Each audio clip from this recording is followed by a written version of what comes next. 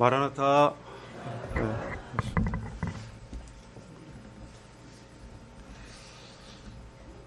어쩌다 보니까 어려운 주제의 말씀을 계속 전하게 됐습니다.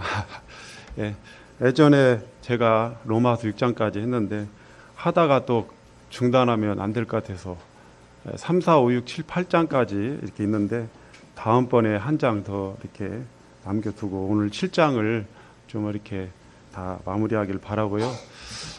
딱딱하게 들려주시는 말씀이거든요, 이게. 그래서 제가 딱딱하게 좀 전해진다 할지라도 성도님들에게 유익한 그러한 말씀이 되었기를 간절히 소망합니다. 기도해 준 대로 섬전도행 잘 다녀오게 되었습니다. 특별히 제가 은혜를 입어서 여러 많은 성도님들이 또 계신데 그 중에 하나 제가 이렇게 가서 뭐 전도는 물론 원 없이 실컷 했지만요, 많은 것을 또 배우고 왔습니다. 이 말씀을 예전에도 제가 전도를 하다가 사실은 칭의와 성화와 영화 이런 부분에 대해서 어쩌다가 이 말씀을 전할 수밖에 없어가지고 이렇게 상담 시간에 전했었는데 그것이 발단이 돼서 조금 더 진행시켜서 칭의와 성화, 영화까지 이렇게 더 로마서 3장, 4장, 5장, 6장, 7장, 8장까지를 좀 더 연구를 하다 보니까 성도님들 앞에서 이렇게 말씀을 나누게 됩니다.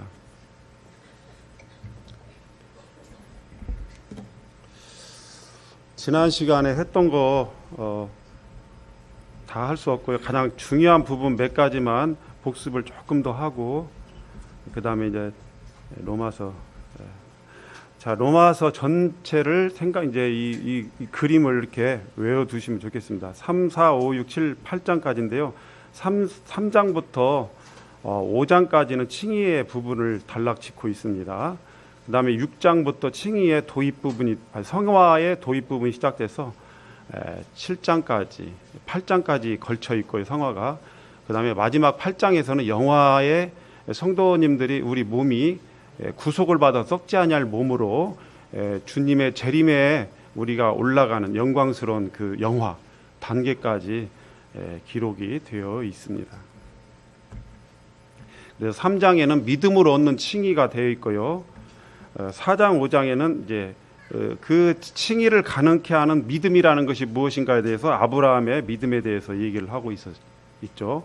5장에서는 그럼 우리가 이제 믿음으로 말미암아 칭의를 얻게 되고 또 하나님의 진노로부터 구원을 받았으니 이제 우리가 하나님 그리스도 예수 안에서 우리가 화목을 누리 하나님과 더불어 화평을 누리자 이렇게 하면서 이제 칭의를 가능케 한 가장 대원리인 바로 대신의 원리를 얘기하고 있습니다. 한 사람이 모든 사람을 대신해서 죽었은즉 모든 사람이 죽은 것이다 이렇게 되어 있죠. 그래서 대신의 원리를 통해서 이 칭의가 가능한데요. 칭의를 5장에서 대신의 원리를 5장에서 말씀을 드리고 있고요. 드디어 6장에서는 무슨 원리가 나옵니까? 잘 아시는 대로 연합의 원리. 우리가 그리스도와 함께 연합되어서 모든 걸 함께했다. 죽음도 함께하고 부활도 함께하고 승천도 함께하고 그리스도의 보좌에 앉게 되는 그런 것을 지금 현재 우리가 이루어졌다는 것입니다. 장차 이루어진 게 아니라 우리가 영적으로 그와 같이 하나님의 보좌에까지 안침을 받은 이와 같은 신분이라는 것입니다. 그래서 6장에서 성화고요. 성화 7, 8장까지. 그래서 6장에서 성화의 단계가 처음 나오는데 6장에서는 두 가지 원리가 나옵니다. 첫 번째는 뭐죠? 여겨라. 두 번째는 드려라 이렇게 나옵니다. 그 다음에 7장에서는 우리가 이제 섬겨라 그렇게 나오고요. 8장에서는 따르라 그 다음에 죽이라. 첫 동사만 얘기하니까 무슨 말씀인지 잘 모르겠죠. 그래서 여겨라 하는 것은 우리가 죄에 대해서 죽은 자로 여겨라. 하나님께 대해서 의에 대하여는 산 자로 여기지만 반대로 죄에 대해서는 어떻게? 죽은 자로 여겨라. 여겨라. 우리의 느낌과 감정으로 여겨지는 게 아니라 진리의 말씀, 사실, 팩트에 근거해서 우리는 이미 우리의 느낌과 어떤 의지와 의식이 되든 안 되든 간에 우리는 주님께서 이미 죽은 자로 만들어 놓으셨어요. 근데 그것을 내가 그대로 믿음으로 그냥 받아들이느냐 아니냐, 그것은 이제 그 성화의 단계에 들어가고 더 한층 높은 성화의 단계까지 가는데 중요한 원리가 되죠. 그 다음에 이제 드려라, 우리 몸을 드려라, 우리 지체를 드려라, 의의 도구로 하나님 앞에 무기로 드려라, 이렇게 나오고 있습니다. 그래서 지난 시간에 6장까지 이렇게 해서 쭉 했죠. 그래서 5장까지는 대신의 원리고 6장에서는 연합의 원리. 그래서 이 연합의 원리는 대신의 원리에서 조금 더 좀 그 확장된 개념이라고 볼 수가 있을 것 같습니다. 그래서 칭의는 전생에 걸쳐서 유효하고 이 하나님의 온전한 하나님과 온전한 화평을 누리게 하는 것이고요. 6, 7, 8장에서 이제 성화에 필요한 5가지 원리를 이제 말씀을 드리고 있습니다. 넘어가겠습니다. 지난번에 다 했죠.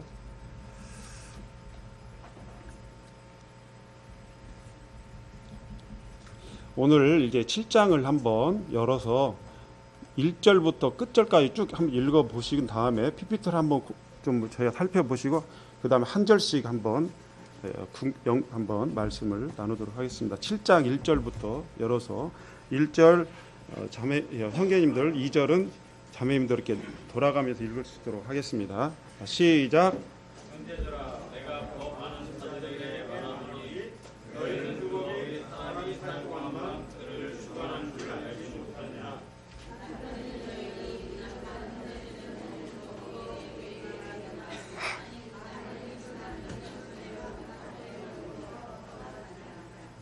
그러므로 만일 남편 생전에 다른 남자에게 가면 흥정하라. 그러나 만일 남편이 죽으면 그 법에서 자유롭게 되나니 다른 남자에게 할지라도 문제가 되지 아니하니라.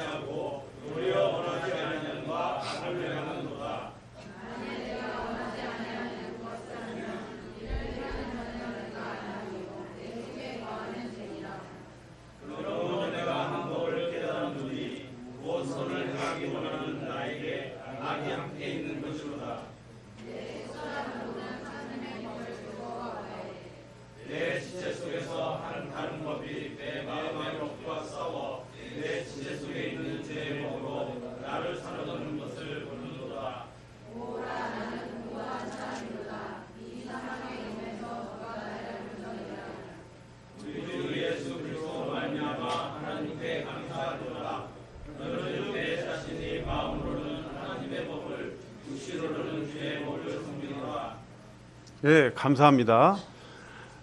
제가 이 말씀을 이 7장, 8장까지 해서 한 20번 읽었을 거예요. 근데 읽어보니까 이 7장은 어디에서 끝났으면 참 좋을 것 같아요. 제가 생각하기로는 8장 2절까지 해서 끝나는 것이 가장 좋을 것 같습니다. 근데 분류상 8장 1절부터 그러므로 이제 그리스도 예수 안에서 이렇게 쭉 나오는데, 사실은 8장 2절까지 해서 7장을 일단락 지으면 그 주제가 흐름이 딱 맞게 되는 것 같습니다. 자, 7장 들어가기 전에 먼저 잘 아시겠지만 다시 한번 이 도표 한번 보실까요? 자, 보시면 이것을 머릿속에 확 박아 놓으시면은요, 우리가 신앙생활 할 때도 좋고요, 전도할 때도 굉장히 유용하게 씁니다. 많은 사람들이요, 칭의와 성화의 경계선을 넘나들어요. 그리고 전도자들도 이 부분에서 이것을 넘나들면서 막 구도자들에게 얘기하고, 구도자들도 이 경계선을 넘나들면서 혼돈 속에 빠져 있는 것을 이렇게 많이 보게 되고, 이러할 때 이 도표를 통해서 우리가 이 얘기를 하면 굉장히 선명하게 구분을 하면서 이제 더 이상 혼란을 느끼지 아니하고 구원을 시인하는 경우를 제가 많이 봤습니다. 벌써 2사례가 있었고요, 최근에도 이것을 계속 이 얘기를 하고 있습니다. 자, 칭의에서 이루어지는 단계는 첫 번째 죄 형벌에서 구원이죠. 그 다음에 성화는 뭐에서 구원이요? 죄 요구에서 구원이고, 죄 요구 구원은 조금 더 보충 나중에 설명드릴게요. 영화는 죄 존재에서 구원이죠. 그 다음에 죄의 칭의 단계에서 2가지가 벌어지는데요, 죄의 주장에서 구원입니다.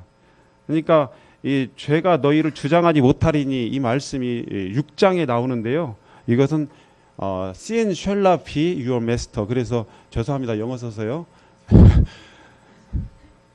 근데요, 이게 영어 성경에 보면 죄가 너의 주인이 될 수 없다 이렇게 나와 있어요. 주인이 될 수 없다. 그 말은 내가 죄의 종이 될 수 있다, 없다? 없다. 그러니까 어떤 분은 근데 내가 죄를 짓는데요, 그 신분하고 상태를 혼동하니까 그렇습니다. 우리의 신분은 죄를 지을 죄 종의 영역에 안에 있지 않고요, 밖에 있습니다. 우리는 죄 종이 아니에요. 그래서 죄 주장에서 우리가 구원을 받았다는 것입니다. 다른 사람들은 죄의 권세에서 구원받았다고 하는데 같은 맥락이라고 저는 분별을 합니다. 그 다음에 칭의는 어떻게 되죠? 횟수가 일시적으로 되죠.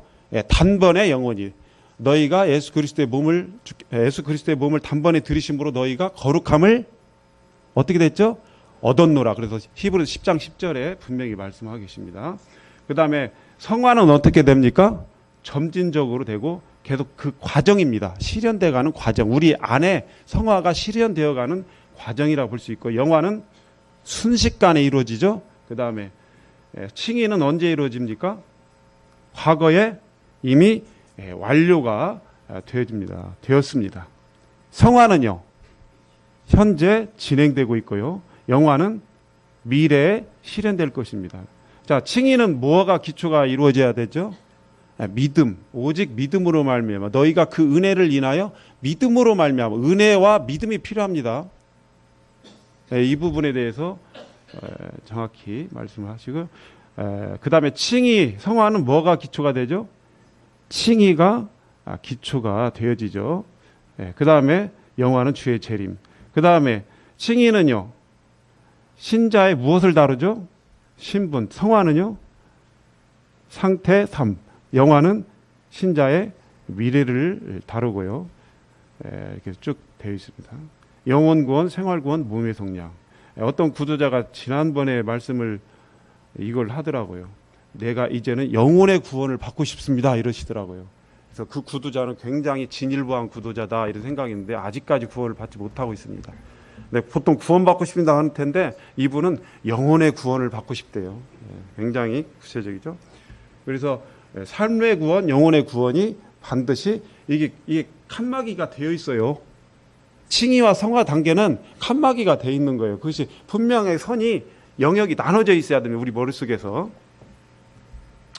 자, 로마서 7장을 쭉 읽어보니까 형제 자매님들이 무엇을 느낍니까? 주제가 뭐인 것 같아요? 이거 보지 마시고. 주제 나왔네. 이제 보지 마시고요. 자, 여기서 가장 많이 다뤄지는 단어가 뭐죠? 예? 무엇을 얘기하고 있죠, 지금? 예? 단어가 있는데 뭐에 대해서 계속 이 얘기하고 있잖아요. 지금 여기 처음부터 1절에 너희가 내가 법하는 자들에게 말하노니 너희는 법이 나오고 계속 법이 나오네요. 율법 법자가 엄청 많이 나오죠. 예, 가장 많이 다뤄지는 율법. 왜 사도 바울은 하나님께서 사도 바울을 통해서 왜 6장까지 쭉 이렇게 성화 단계 나오는데 갑자기 7장이 왜 뜬금없이 율법에 대해서 계속해서 얘기하고 있을까? 왜 그럴까요? 자, 율법은요 이렇게 많이 다뤄져 있는 이 소재지만요 주제는요 이게 아닙니다. 무엇이냐면 이제는 율법이 아니고 뭐다? 영의 새로운 것, 성령님의 새로운 것, 새로운 성령님, 성령님의 새로운 정신, 우리 마음 가운데 성령께서 부어주신 새로운 마음가짐으로 그 능력으로 우리가 섬겨야 된다라고 지금 말씀하고 계십니다. 그래서 주제는요, 영의 새로운 거 섬기라 6절입니다. 성령님의 부제는요, 율법에서 해방 이렇게 쭉 나오는데, 그래서 율법이란 단어가 12번 나왔어요. 많이 나왔죠. 자, 그 다음에 5장에서는 우리가 봤듯이 이제 5장에서 죄 형벌에서 구원을 받았다고 나와 있습니다. 이것은 조금 좀 추가적으로 말씀을 드립니다. 너희가 진노하심에서 장래 진노하심에도 구원을 더욱 받을 것이니 이렇게 쭉 나오죠. 너희가 의롭게 되었으면 더욱 이로 말미암아 구원을 얻을 것이니, 진노에서 구원을 얻을 것이니, 이렇게 몇 장에 나와요? 5장에 나옵니다. 이게 죄의 형벌에서 구원이고요. 그 다음에 죄에 대해서 얘기를 하고 있다면 또 6장에서는 뭐가 나와 있어요? 이번에 죄 주장에서 구원을 얘기하고 있습니다. 근데 14절에서 죄가 너희를 주장하지 못하리니 이는 너희가 어디 아래 있기 때문에, 율법 아래 있지 않냐고 은혜 아래 있기 때문에 그렇다라고 말씀을 하고 계신 거. 제가 지난 시간에 설명을 드렸어요. 죄가 우리의 주인 될 수 없다라는 근거가 뭐냐? 그것은, 그 이유는 우리가 어디 아래 있기 때문에, 은혜 아래 있기 때문에라고 말씀을 드렸죠. 그럼 왜 은혜 아래 있는 것이 우리가 죄가 우리를 주장하지 못하고 죄가 우리의 주인 노릇을 할 수 없느냐? 그 이유에 대해서 제가 쭉 말씀드렸죠. 첫 번째가 뭐였어요? 죄의 형벌에서 구원을 받았다. 두 번째는 죄에 대한 거절할 수 있는 능력이 우리 안에 생겼다. 새 생명이 생겼고 성령님의 도우심이 우리 안에 있다. 그 다음에 구원받기 전에 죄가 좋았는데, 죄를 즐기고 좋았는데 지금은 그 과거에 누리던 것들이 어때요? 좋아요? 싫어지죠. 그래서 혐오감이 강하게 일어났다는 것입니다. 이러한 새로운 어떤 변화가 있는데 이것이 바로 우리가 은혜 아래 있기 때문에 가능한 것이다. 그렇기 때문에 우리가 죄의 종노릇 하지 아니하고, 즉 죄가 우리의 주인 노릇 할 수 없다. 죄가 우리를 주장할 수 없다라는 말로 이렇게 결론이 되는 것입니다. 이해 가시죠? 예. 그래서 이제 6장에서는 죄 요구에서 이렇게 구원을 받게 된다는 걸 13절, 16절, 19절에 나왔죠. 너희가 누구한테 드려야 되느냐, 너희 지체를. 그래서 쭉 나와 말씀을 드렸습니다. 이건 조금 이따 설명드리겠습니다. 그 다음에 7장에서는 율법에서 해방을 말씀을 드리고 있고요. 8장에서는 뭐에 대해서요? 미리 말씀드립니다. 죄의 존재에서 구원입니다. 그러면 우리가 죄에 대해서 구원을 세 가지로 한번 생각을 해볼까요? 뭐예요? 죄의 형벌에서 구원, 두 번째는 죄의 주장에서 구원, 세 번째는 죄의 존재에서 구원입니다. 이건 언제 이루어져요? 우리가 썩지 아니할 몸으로 영화롭게 우리 몸이 변화되어 주님 나라에 갈 때 그렇게 되어지죠. 전체 흐름을 좀 보면은요, 1절에서 6절까지 율법에서 해방을 이야기하고 있습니다. 그 다음에요, 7절에서 13절까지는 율법의 본질과 율법과 죄와의 상호작용, 율법의 본질도 얘기하고 있고요, 율법과 죄가 어떻게 서로 상호작용을 하는지, 서로 역사를 하는지 그게 나와 있고요. 그 다음에 마지막으로 14절부터 끝절까지 죄 아래 팔리는 삶. 이것은 실제 삶 속에서 사도 바울의 고통스러운 고백이에요. 예전에 제가 그런 얘기를 들었어요. 유력한 분이라고 하는 분이 이거에 대해서 이건 구원받지 못했을 때 사도 바울의 고백이라고 얘기를 했다고 그러더라고요. 그런데 이제 우리가 지금 생각하면 어때요? 오라 나는 공고한 사람이로다. 이 사망의 몸에서 누가 나를 건져내라 하는 일들이 구원받기 전에만 있나요? 물론 어떤 횟수나 정도나 강도는 다를 수 있지만 어때요? 구원받기 전에만 있나요? 아니죠. 구원받은 후에도 있습니다. 그래서 이 부분을 우리가 어떻게 이제 그러면 결론을 내려야 되냐 이게 대해서 8장 1절에 우리가 그리스도 안에 있는 자에게 결코 정죄함이 없다 하면서 거기서 끝날 뿐만 아니라 그 8장 3절로 넘어가면은 우리가 그러면 어떻게 이러한 정말 황당하고 또 고통스럽고 정말 저주스러운 또는 곤고한 이러한 고통스러운 삶 속에서 벗어나서 새로운 어떤 경지에서 영역에서 성화를 이루어가는 삶 속에서 주님과 동행하는 삶을 살아갈 것인가에 대해서 쭉 나오고 있어요. 그 다음에 그게 성화의 원리 이제 4번, 5번이 나오는데요. 그러면 먼저 율법의 본질과 죄의 상호작용에 대해서 한번 보겠습니다. 첫 번째 역할은 거울 역할이에요. 7절, 9절, 13절에 나와 있습니다. 한번 보겠습니다. 7절 그런즉 우리가 무슨 말을 하리요? 율법이 죄냐? 율법이 무슨 문제가 있느냐? 무슨 하자가 있느냐? 이 말입니다. 그럴 수 없느니라 이렇게 돼 있죠. 왜요? 율법으로 말미암지 않고는 내가 죄를 알지 못하고 못하였으니 곧 율법에 탐내지 말라 하지 아니하였더라면 내가 탐심을 알지 못하였으리라. 이게 탐심을 알지 못하였다는 것입니다. 못한다는 겁니다. 율법으로 말미암지 않고는. 그리고요, 탐심이요 있어도 율법이 없으면 그것이 죄로 성립이 되지 못합니다. 왜? 율법은 하나의 법이에요. 우리가 예를 들면 지금은 많은 법들이 생겨났죠. 현대 문명이 발달하면서 대인관계에서 많은 법들이 그래서 우리가 성추행이나 이런 부분에 대 있어서도 새로운 법들이 자꾸 생겨나게 되잖아요. 근데 과거에 만약 그런 일이 있으면 그것이 문제가 되나요? 죄가 되나요? 안 그러던 시대도 있었어요. 그러니까 내가 그렇다고 해서 그게 죄가 아닌 건 아닌데 그것이 죄로 성립 요건이었기 때문에 성립될 수가 없다는 것입니다. 그래서 그것은 바로 죄가 죽은 것과 같은 효력이 없는 그러한 상태가 되는 것이죠. 그래서 9절 13절에도 보면요, 전에는 율법을 깨닫지 못했을 때는 내가 살았더니 계명이 이름에 죄는 살아나고 나는 죽었다 이렇게 돼 있죠. 나는 죽을 자가 됐다는 것이다. 망하게 될 자가 됐다는 것입니다. 언제요? 율법을 깨달았을 때에는. 근데 예전에는 율법을 깨닫지 못했기 때문에 내가 펄펄 살았다는 것입니다. 아무렇지 않다는 것입니다. 근데 율법이 딱 나에게 살아나고 인식이 되므로 말미암아 내 죄가 성립되고 살아나면서 드러나면서 나는 어때요? 죽을 자가 됐다는 것입니다. 이게 그 말이죠. 그 다음에 13절에도 보면은요, 죄가 기회를 타서 13절. 죄송합니다. 13절. 그런즉 선한 것이 내게 죄가 사망이 되었느냐? 예, 사망이 되었느냐? 그럴 수 없느니라. 예, 선한 것은 뭐죠? 예, 율법입니다. 율법의 그 선한 그 율법이 내게 사망이 되었느냐?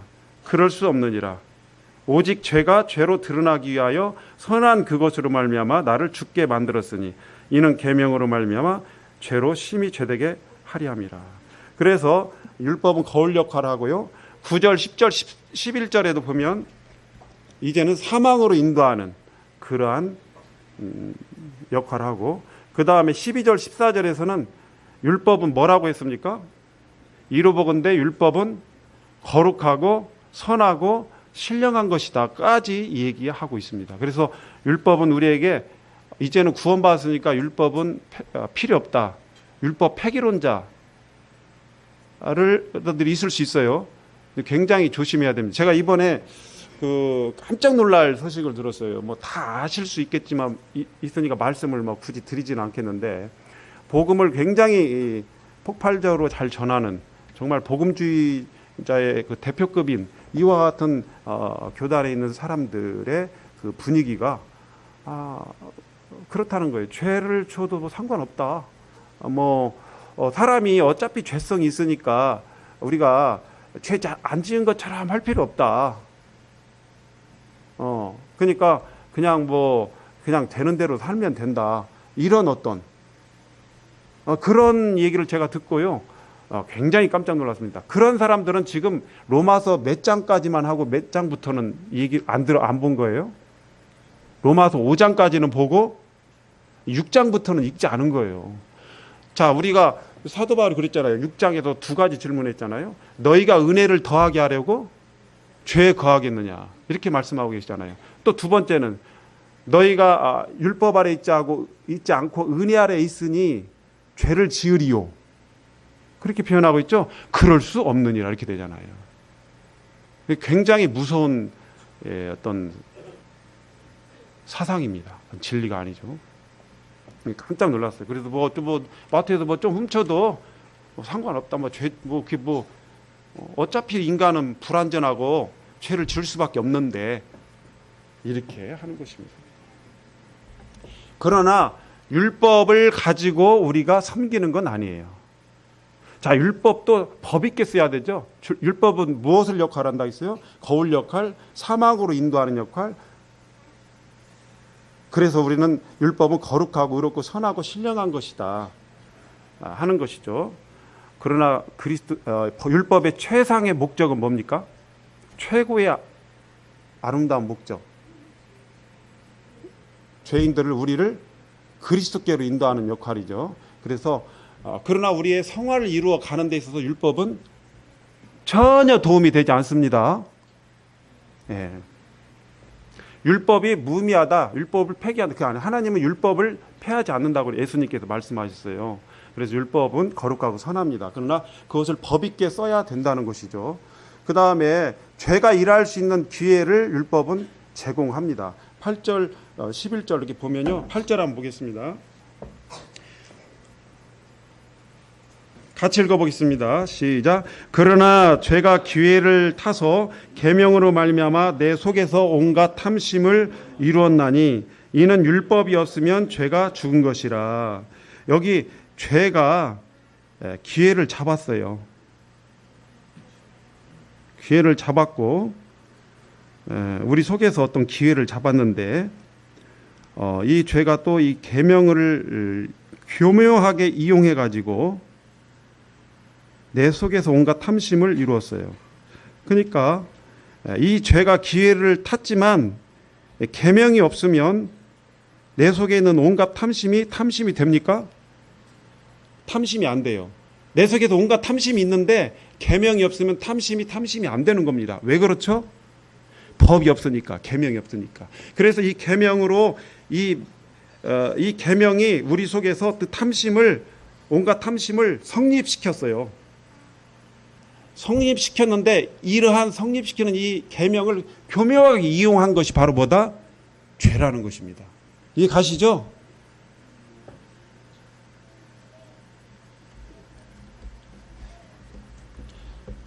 이해 가실 줄 알고 좀 보겠습니다.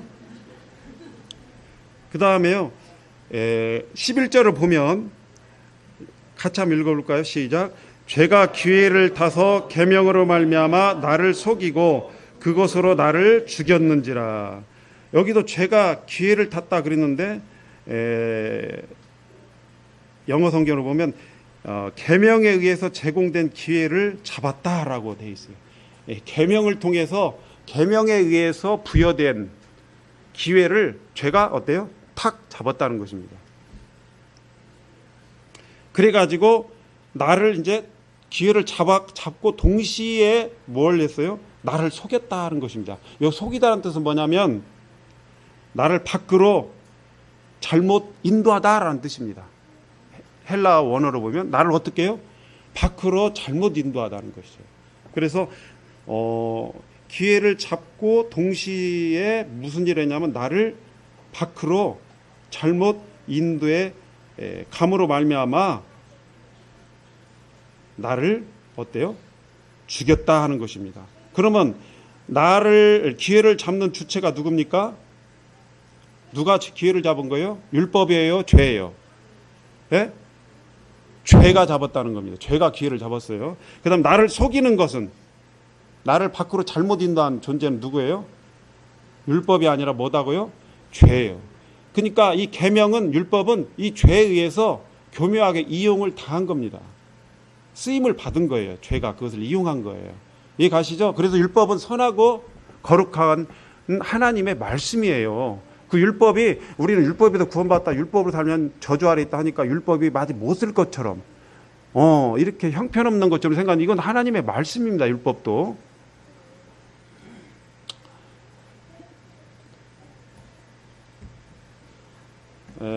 그래서 우리 쭉 보면 7장 1절부터 한번 보겠습니다. 이번에는 7장 1절. 형제들아, 내가 법하는 자들에게 말하노니 너희는 그 법이 사람이 살 동안만 그를 주관한 줄 알지 못하느냐. 제가 심각한 빚쟁입니다. 근데 제가 죽어버렸으면 어떻게 되죠? 내가 무슨 어떤 큰 어떤 피의자예요. 그러니까 뭐 혐의가 있다고, 그 뭐라고 하죠? 피의자가 아니라 피의자라고 해야 되죠. 혐의는 있어요. 이제 정식 재판에 인도되면 이제 피고인이 되는데 피의자예요. 근데 제가 이제 검찰 수사를 받을 만한 그런 입장인데 내가 갑자기 죽어버렸어요. 그럼 내 죄에 대해서 추궁하거나 나를 고소하거나 어떻게 할 수 있어요, 없어요? 없단 말이에요. 이제 그러니까 내가 저촉된 법에 의해서 내가 어때요? 그 법이 나를 어떻게 할 수가 있다 없다? 없어요. 나하고 관계가 끊어진 거예요. 왜? 내가 죽어버렸으니까. 이해 가시죠? 아니면 법이 죽어버리든지.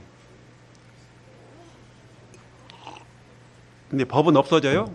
안 없어지죠. 그래서 여기 법을 갖다가 뭘로 표현한 거예요? 율법?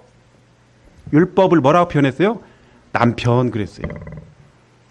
이 남편이 맨 집에 가면 왜 청소를 이렇게밖에 안 했느냐, 왜 이렇게 먼지가 있느냐, 밥은 왜 이렇게 짜냐, 음식은 왜 이렇게 짜냐, 어찌냐, 그리고 이렇게 빨래는 왜 이렇게 놨냐, 막 설거지는 왜 이렇게 놨지? 늘 막 나를 쫀단 말이에요. 그럼 어떻게 되죠? 그 부인은, 그 여자분은 굉장히 보대껴서 못 살겠죠. 도망가든지 내가 죽어버리든지 남편이 죽었으면 좋겠는데, 원수 같은 남편. 힘들단 말이에요. 그래서 그런데 율법은 결코 죽지 않죠. 그러니까 어떻게 돼요? 내가 죽어야 된단 말이에요. 그래서 보면 남편이 있는 여인이 그 남편, 율법 남편이라고 부릅니다. 남편이 생전에는 법으로 그에게 매인 바 되죠. 그래서요, 이혼 전까지는 꼼짝 없어요. 그 남자의 그 아내예요. 그 남편의 그 아내란 말이에요. 근데 매인 바 됐다 이 말이에요. 법으로, 가정법으로. 그런데 만일 그 남편이 죽으면 남편의 법에서 어떻게 됐다? 벗어난다. 남편이 죽으면. 그 남편이 안 죽어. 아주 강심장이고 아주 강골이야. 그러면 이거 어떻게 할 거예요? 이거 지금 어떻게 되는 거예요? 정말 힘들겠죠. 그러므로 3절 보면요, 만일 그 남편 생전에 다른 남자에게 가면 음부예요. 이거 음탕한 여자. 음부가 아니라 옛날 성경 음부로 되어 있는데, 음녀라. 그러나 만일 남편이 죽으면 그 법에서 자유롭게 되나니 다른 남자에게 갈지라도 음녀가 되지 아니하느니라. 자, 4절 보겠습니다. 그러므로 내 형제들아, 너희도 그리스도의 몸으로 말미암아 율법에 대하여 죽임을 당했다. 그러면 내가 죽은 적 없는데 내가 죽임을 당했다 이 말이에요. 무엇을 통해서? 그리스도의 죽음을 통해서. 이게 조금 조금 그게 죽었다는 말이 뭘까 조금 좀 생소한데요. 우리가 물품대금 청구서가 있어요. 내가 물건을 갖다가 어디에 납품하고 물품대금 청구서를 주면 그 사람은 어때요? 대금을 나한테 지불해야 될 의무가 있어요. 근데 물품대금 청구서라는 이 문서를 가지고, 이 법을 가지고, 이 법을 매개체로 해서 그 사람과 나가 어떻게 된 거예요? 매여 있는 거예요. 그럼 여기서 자유롭게 되려면 어떻게 되죠?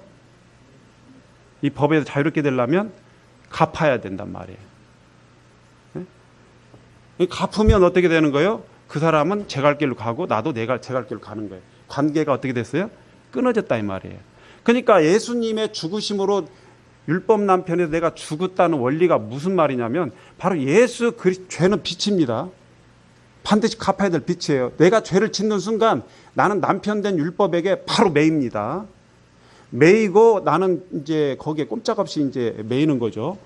그런데 예수 그리스도께서 죽으심으로 말미암아 율법의 모든 요구, 즉 형벌, 율법이 우리에게 주는 건 형벌이잖아요.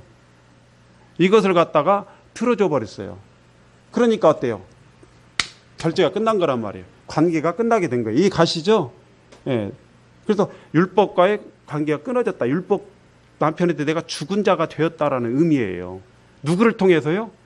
예수 그리스도의 죽음을 통해서. 그 다음에요. 그래서 율법에 대한 죽임을 다 이는 다른 이 곧 죽은 자 가운데 살아나신 예수님에게 가서 우리가 하나님을 위하여 열매를 맺게 하려 함이라. 우리가 육신에 있을 때에는 율법으로 말미암아 죄의 정욕이 우리 지체 중에서 역사하여 우리로 말미암아 우리로 사망을 위하여 열매를 맺게 하였다. 우리가 육신에 있을 때, 과거에 우리 구원받기 전에 육신에 있을 때 율법으로 말미암아 죄의 정욕이 우리 지체 속에서 어때요? 역사했다 이 말입니다.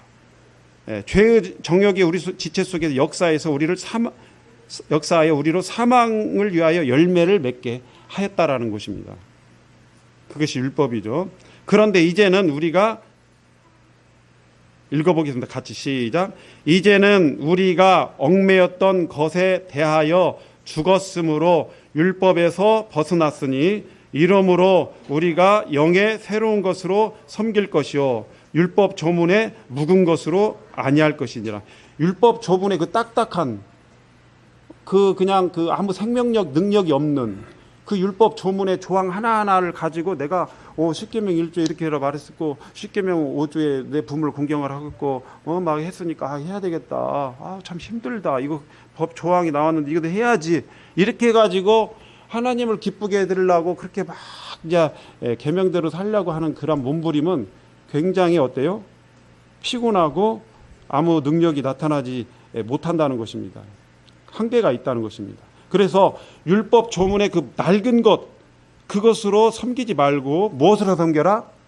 성령님의 새로운 정신으로, 성령님이 내 속에 주신 새로운 마음으로, 새로운 능력으로 이 성령님을 통해서 내가 어때요? 하나님을 섬겨야 될 것을 지금 얘기하고 있습니다. 이해 가시죠? 예. 그 다음에요. 7절 보겠습니다. 그런즉 우리가 이제 무슨 말을 하리요? 쭉 나왔어요. 아까 설명을 드렸으니까 쭉 넘어가겠습니다. 아까 7절, 8절, 9절, 10절은 이제 율법에 대해서 쭉 그 원리와 그 다음에 율법의 역할, 또 죄하고 상황과 작용 이런 것들을 말씀드렸죠. 자,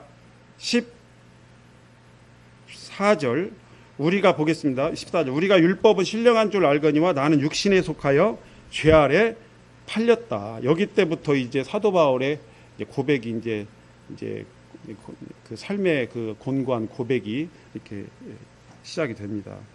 내 육신에 속하여 육신의 조종이 되어가지고 이렇게 죄 아래 팔리게 되었다. 때로는 내가 행하는 이것을 내가 알지 못하노니 곧 내가 원하는 것은 행하지 아니하고 도리어 미워하는 것을 내가 원치 않는 것, 싫어하는 것을 나도 모르게 이렇게 행한다는 것입니다. 여기 보면 행함이라.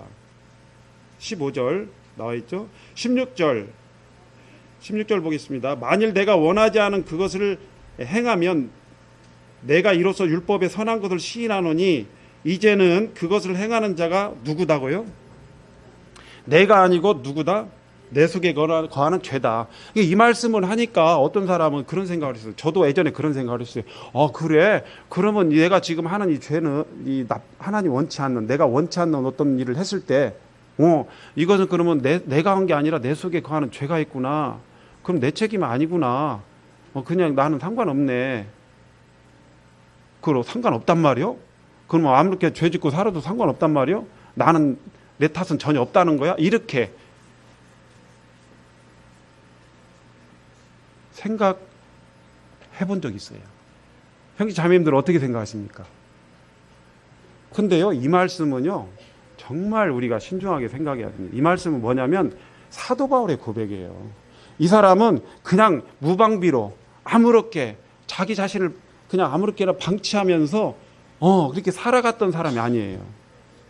정말 하나님을 정말 나름대로 최선을 다해서 섬기고자 하는, 하나님 뜻대로 살고자 했던 이와 같은 신령한 이와 같은 사람입니다.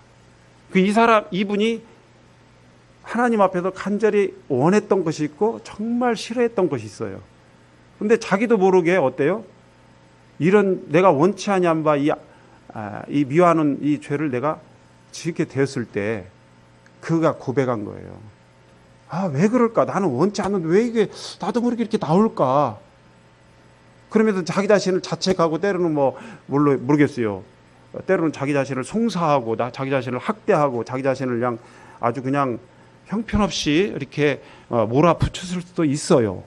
그리고 또 자기 자신을 자기감에 빠져서 자기 자신을 포기하고 싶은 마음도 있을 수도 있겠고요. 그런데 그가 깨달은 건 뭐냐? 이것이 바로 내가 하는 것이 아니라 내 속에서 역사하는 이 간교한 이 죄라는 놈이 하는구나. 이걸 깨달은 거예요. 이해 가시죠? 그렇게 생각을 하셔야 됩니다. 그래야 8장으로 넘어갈 수 있지. 이건 내가 한 게 아니구만. 그러면서 자기 자신이 죄를 짓는데 스스로에게 면허를 주면 안 되는 겁니다. 이것은. 이해 가시죠? 네. 그 다음에 18절 보겠습니다. 내 속 곧 내 육신에 선한 것이 거하지 아니하는 줄을 아노니 원함은 내게 있으나 선을 행하는 것은 없노라. 앳성경에 보면 선을 행하는 능력이 없다 이렇게 나와 있죠. 선을 행할 수 있는 능력이 없다. 내 속에 내 육신에 선한 것이 거하지 않는다. 원함은 내게 있지만 선을 행할 수 있는 능력은 없다. 19절 보겠습니다. 내가 원하는 바 선을 행하지 아니하고 도리어 원치 아니하는 바 악을 행하는도다. 만일 내가 원하지 아니하는 그것을 하면 이를 행하는 자는 내가 아니요 내 속에 거하는 뭐다고요? 죄니라 그랬죠.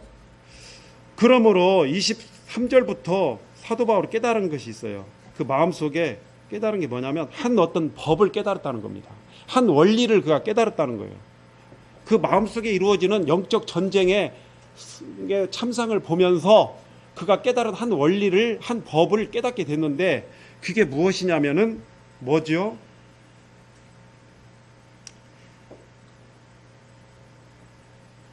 그러므로 내가 한 법을 깨달으니 곧 선을 행하기 원하는 나에게 악이 함께 있는 것인데 내 속사람으로는 하나님의 법을 즐거워하고 반대로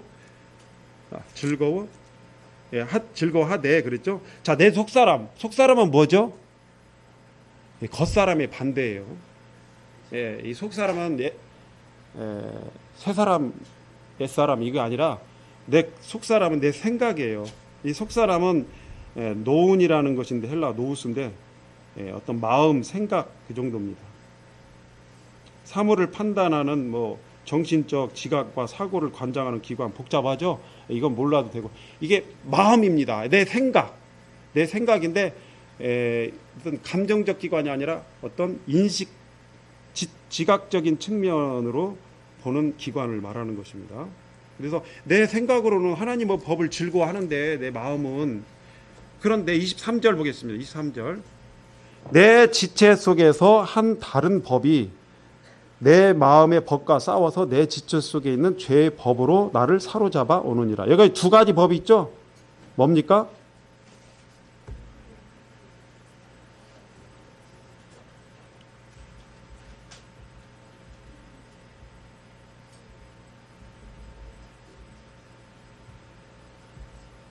자, 두 가지 법. 하나는 내 마음의 법, 또 하나는 내 지체 속에 한 다른 법. 그거 나왔잖아요. 그렇죠? 그럼 내 마음의 법은 어떤 법이냐? 하나님의 법을 즐거워하는 법이다. 즐거워하는 원리다. 이건 내 생각 속에 있어요. 내 생각이 하나님의 법을 즐거워하는 거예요. 그러나 내 지체 속에 또 다른 어떤 법이 있는데 이 두 법이 싸우는 거예요. 이 법이. 그건 무슨 법이냐면 지체 안에 있는 죄의 법으로 끌어가는 어떤 법이에요. 원리예요.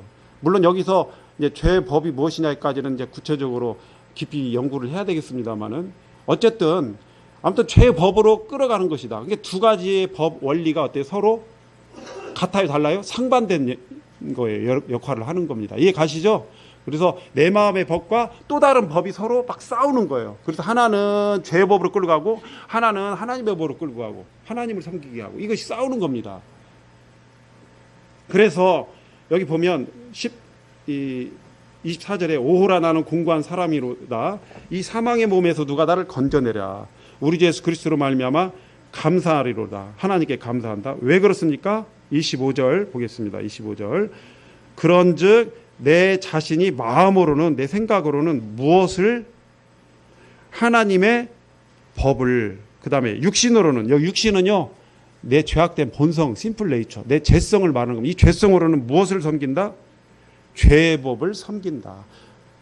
그러니까 우리가 그런데 여기서 반전이 일어납니다. 이렇게 고통스러운 처절한 영적 전쟁에도 반전이라는 건 뭐냐면 8장 1절 2절이에요. 그게 뭐예요? 그러므로 이제 그리스도 예수 안에 있는 자는 결코 정죄함이 없다. 이는 죄와 사망의 법에서 생명의 성령의 법이 죄와 사망의 법에서 너를 해방했다라고 이렇게 나오죠. 그 부분은 다음 시간에 하는데요.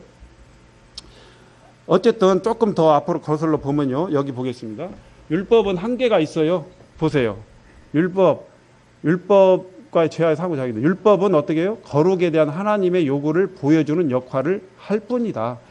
율법이라는 것은 거룩에 대한 하나님의 요구, 이 하나님의 거룩함에 대한 요구, 너도 이렇게 거룩해라, 우리에게 요구하는 거예요. 근데 그 요구를 어때요? 보여주는 역할을 할 뿐, 육신을 가진 우리를 거룩하게 만들지는 못한다 하는 것입니다. 이해 가시죠?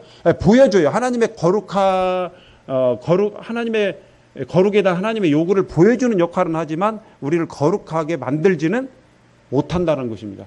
그 다음에 우리 자신을 죽이려는 노력을 행하고 율법적 원리를 쫓아서 규범적 제약을 통해 길이 만연체라 좀 복잡하죠.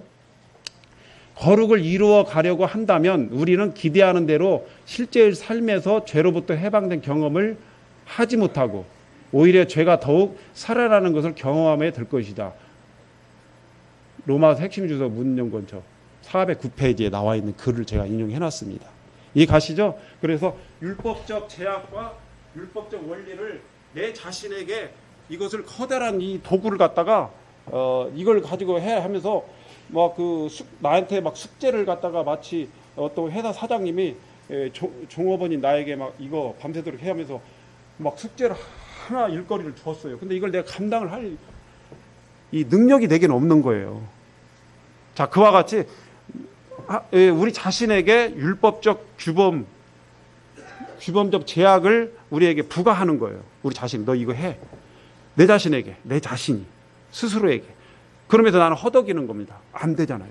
얼마나 피곤해요. 안 되는데 하긴 해야 되겠고. 그 다음에 율법을 거룩의 수단, 즉 성화의 수단으로 우리 자신에게 부과시킬 때 우리는 육신의 연약함으로 원하는 거룩에 이르지 못하고 계속해서 계명으로 말미암아 죄를 더욱 촉발시킬 뿐이다. 죄가 더욱 이렇게 발현되는 거예요. 이렇게 더 율법을 통해서 죄가 더. 여러분 저기 혹시 살인 사건이 일어났을 때 화장실에 일어났어요. 근데 그 과학 수사에 대해서 와가지고 뭘 하죠? 뭐 약품을 뿌리죠. 그리고 불 딱 끄고 약품 딱 뿌리면 뭐가 나오죠? 혈흔 자국이 딱 드러나죠. 율법이 이와 같은 일을 하는 겁니다. 이해 가시죠? 예. 그래서 죄를 더욱 촉발시킬 뿐이다. 그 말이 이게 그 말이. 그래서 이러한 사실을 죄는 우리에게 감추고 계속해서 계명으로 우리를 제약하고 하도록 속이고 있다. 근데 죄는 우리에게 그래 해봐. 율법으로 해야지 하는 거야 하면서 우리 자신을 율법밖에 없어라고 속이면서 계속 우리에게 이렇게 계명으로 우리를 제약하도록 속이고 있다 하는 것이죠. 제가 아까 죄 두 가지 요구에 대해서 이 얘기를 했는데요. 성화에서는 우리가 죄 요구에서 구원받으라고 그랬잖아요. 죄가 우리를 요구한다 했죠. 뭘 요구한다 했죠? 우리의 몸을 요구한다고 그랬죠. 6장에서. 예.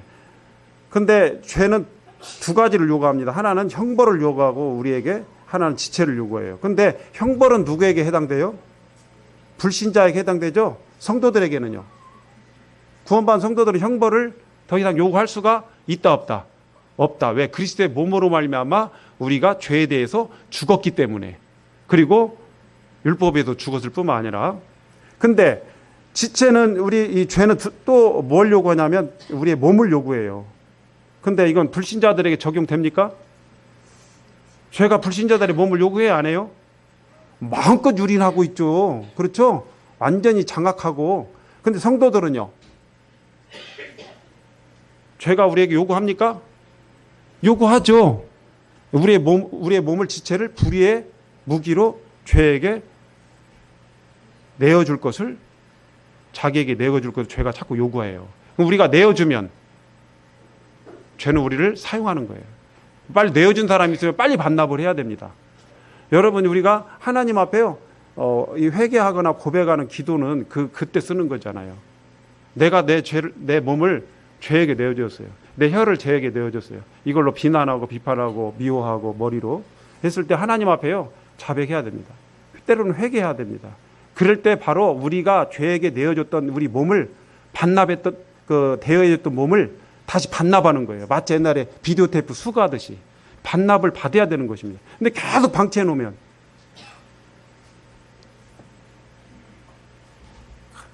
어떻게 되겠습니까? 그 다음 마지막으로 이거 말씀드리겠습니다. 의인화된 죄에 대해서 우리가 말씀드리겠습니다.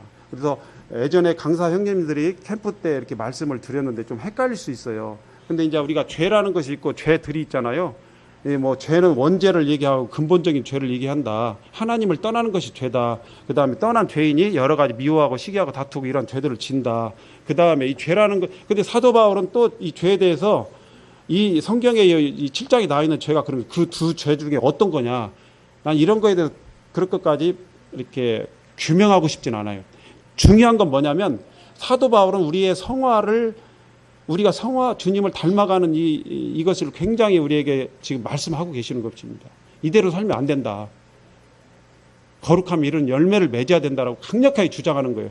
그러다 보면서 이 죄를 얘기하는 거예요. 그 상황 속에서. 그러면서 얼마나 자기 속에서 원치 않는 일을 하게 하는 이 죄가 얼마나 강교하고 강력한지 그에 대해서 얘기하면서 죄를 의인화시켜 버렸어요. 이해 가시죠? 그래서 죄란 놈을 이렇게 의인화시켰단 말이에요. 죄가 마치 인격체처럼 이렇게 기회를 잡고 우리 마음에 탐심을 이루고 나를 속이고 원치 않는 것을 하게 하고 이게 죄라는 것입니다. 쭉 보시면 읽어 보셨으면 좋겠습니다.